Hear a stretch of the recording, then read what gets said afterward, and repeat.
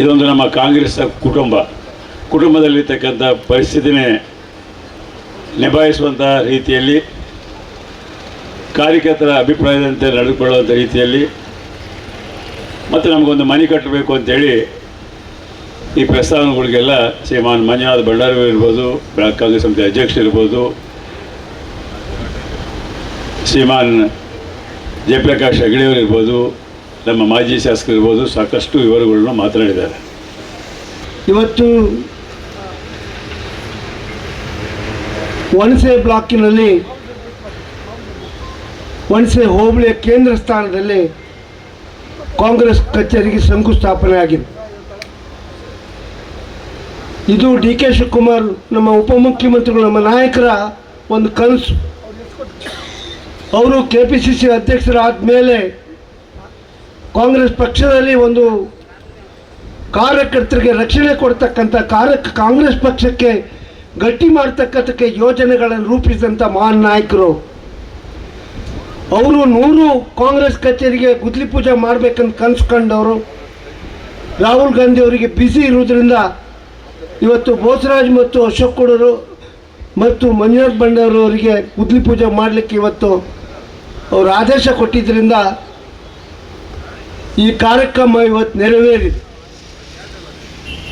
ಬಹುಶಃ ಈ ಜಾಗ ತಗೊಳ್ಬೇಕಾದ್ರೆ ಮಂಜುನಾಥ್ ಭಂಡಾರಿಯವರ ಒಂದು ದೊಡ್ಡ ಗುರಿ ಇತ್ತು.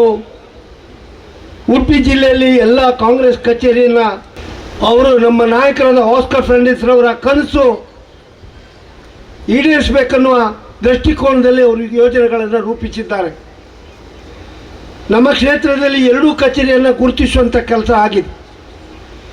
ಇಲ್ಲಿ 18 ಸೆಂಟ್ಸನ್ನು ಜಾಗ ಪರ್ಚೇಸ್ ಮಾಡಿ, ಇದು ಸರ್ಕಾರದಲ್ಲ, ಖಾಸಗಿ ಜಾಗವನ್ನು ಕಾಂಗ್ರೆಸ್ ಪಕ್ಷ ಪರ್ಚೇಸ್ ಮಾಡಿ ಈ ಗುದ್ಲಿ ಪೂಜೆಗೆ ಇವತ್ತು ಚಾಲನೆ ಕೊಟ್ಟಿದ್ದಾರೆ. ಬೈಂದೂರಲ್ಲಿ 35 ಸೆಂಟ್ಸ್ ಜಾಗವನ್ನು ದೊಡ್ಡ ಇತಿಹಾಸ ಇರುವ ಕಾಂಗ್ರೆಸ್ ಪಕ್ಷ ಯಾವುದೇ ಸರ್ಕಾರ ಜಾಗವನ್ನು ಈ ಜಿಲ್ಲೆಯಲ್ಲಿ ನಾವು ಪರ್ಚೇಸ್ ಮಾಡಲಿಕ್ಕೆ ಹೋಗಿಲ್ಲ. ಆದರೆ ಈ ಬಾರಿ ಮಂಜುನಾಥ್ ಭಂಡಾರಿ ಅವರ ನೇತೃತ್ವದಲ್ಲಿ ಸರ್ಕಾರಿ ಜಾಗವನ್ನು ಗುರುತಿಸಿ ಅದನ್ನು ಸರ್ಕಾರದ ಮೂಲಕ ಕಾಂಗ್ರೆಸ್ ಕಚೇರಿ ಸ್ಥಾಪನೆ ಮಾಡಲಿಕ್ಕೆ ಬೈಂದೂರಲ್ಲಿ 35 ಸೆಂಟ್ ಜಾಗ ನಮ್ಮ ಫೈಲ್ ಮೈಸೂರಿಗೆ ಹೋಗಿದೆ. ಇನ್ನು 1-1.5 ತಿಂಗಳೊಳಗೆ ಅದನ್ನು ತಂದು ಅಲ್ಲೂ ಸಹ ಮಂಜುನಾಥ್ ಭಂಡಾರಿ ನೇತೃತ್ವದಲ್ಲಿ ಗುದ್ಲಿ ಪೂಜಾ ಕಾರ್ಯಕ್ರಮನ ಹಮ್ಮಿಕೊಳ್ತೇವೆ ಅನ್ನೋ ಮಾತನ್ನು ಹೇಳಲಿಕ್ಕೆ ಇಚ್ಛೆಪಡ್ತೇನೆ. ಸುಮಾರು 1.5 ಕೋಟಿ ವೆಚ್ಚದಲ್ಲಿ ಈ ಕಟ್ಟಡವನ್ನು ನಿರ್ಮಿಸಿ ಅವರ ಅಧಿಕಾರದಲ್ಲಿ ಇದ್ದಾಗಲೇ ಇದನ್ನು ಉದ್ಘಾಟನೆ ಮಾಡಲಿಕ್ಕೆ ನಾವೆಲ್ಲ ಸೇರಿ ಪ್ರಯತ್ನ ಮಾಡೋಣ. ಒಬ್ಬರು ಮನುಷ್ಯನಿಗೆ ಬಾಡಿಗೆ ಮನೆಯಲ್ಲಿದ್ದಾಗ ಏನನ್ಸುತ್ತೆ, ಅವನು ಸ್ವಂತ ಮನೆಯಲ್ಲಿದ್ದಾಗ ಏನನ್ಸುತ್ತೆ. ಬಾಡಿಗೆ ಮನೆಯಲ್ಲಿ ಐಶ್ವರ್ಯವಾಗಿ ಒಂದು ಬಾಡಿಗೆ ಮನೆಯಲ್ಲಿದ್ದರೂ ಅದು ಬಾಡಿಗೆ ಮನೆಯೇ ಆಗಿರುತ್ತೆ. ಆದರೆ ಅದೇ ಅವನು ಕಷ್ಟಪಟ್ಟು ಎಷ್ಟೋ ಒಂದು 200 ಸ್ಕ್ವೇರ್ ಫೀಟೋ 300 ಸ್ಕ್ವೇರ್ ಫೀಟೋ 1 ಬೆಡ್ರೂಮೋ 2 ರೂಮಿನೋ ಮನೆ ಮಾಡಿದಾಗ ಅವನಿಗೆ ಆತ್ಮತೃಪ್ತಿ ಸಿಗುತ್ತಂತೆ. ನಂದು ಮನೆ ಮಾಡಿದ್ದೀನಿ, ನಾನು ನನ್ನ ಕಾಲ ಮೇಲೆ ನಾನು ನಿಂತಿದ್ದೀನಿ, ನಾನು ಯಾರನ್ನು ಬೇಕಾದರೂ ಕರ್ಕೊಂಡು ಬರ್ಬೋದು ನನ್ನ ಮನೆಗೆ ಅಂತ ಹೇಳಿಬಿಟ್ಟು. ಅದೇ ರೀತಿ ಇವತ್ತು ಒಣಸೆ ಬ್ಲಾಕ್ಗೆ ತನ್ನ ಸ್ವಂತ ಒಂದು ಮನೆ ಆಗ್ತಾಯಿದೆ ಅನ್ನೋದಕ್ಕೆ ಬಹಳ ಸಂತೋಷ ಪಡೋದ್ರಲ್ಲಿ ನಿಮ್ಮ ಜೊತೆ ನಾನೂ ಒಬ್ಬ ಅಂತ ಹೇಳಿ ನಾನು ಬಯಸ್ತಾ ಇದ್ದೀನಿ.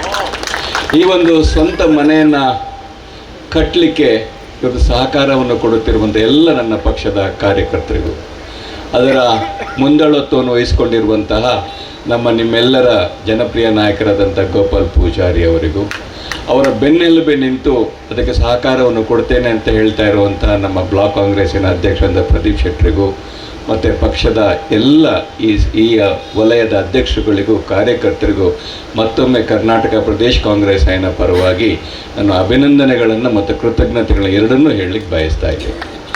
ನನಗೆ ಬೋಸರಾಜ್ ಅವರು ಇವತ್ತು ಬಂದು ಶಂಕುಸ್ಥಾಪನೆಯನ್ನು ಮಾಡಿದ್ರು. ಯಾಕಂದರೆ ಭಾಳ ಹಿಂದೆಯಿಂದ ಅವರು ಪದಾಧಿಕಾರಿಗೆ ಕೆಲಸವನ್ನು ಮಾಡಿದರು ಪಕ್ಷದಲ್ಲಿ. ನಾವೆಲ್ಲ ಸಾಧಾರಣ ಸಮಕಾಲೀನರು. ಅವರು ಯಾವ ಸಂದರ್ಭದಲ್ಲಿ ಕಾಂಗ್ರೆಸ್ಗೆ ಓಟನ್ನು ಹಾಕಿ ಅವರ ಗುರುಗಳು ಧರ್ಮಸಿಂಗ್ ಅವರು ಹೇಳಿದರು, ನನ್ನ ಹತ್ರ ಕೇಳಿದಾಗ ನಾನು ಅವರಿಗೆ ಬೆಂಬಲವನ್ನು ಕೊಟ್ಟು ಕಾಂಗ್ರೆಸ್ ಪಕ್ಷಕ್ಕೆ ಮತ ಹಾಕಿದ್ದವನು. ಅದರಿಂದ ನಮ್ಮ ಸಂಪರ್ಕ ನಾನು ಕಾಂಗ್ರೆಸ್ಗೆ ಬಂದ ಮೇಲಲ್ಲ, ನಾನು ಪಕ್ಷೇತರನಾಗಿ MLCಗೆ ನಿಂತಾಗಲೂ ಸಹ ಬೈಂದೂರಿನವರು ಹೆಚ್ಚು ನನಗೆ ಓಟನ್ನು ಹಾಕಿದ್ರು. ಅದು ನನಗೆ ನೆನಪಿದೆ ಇನ್ನು.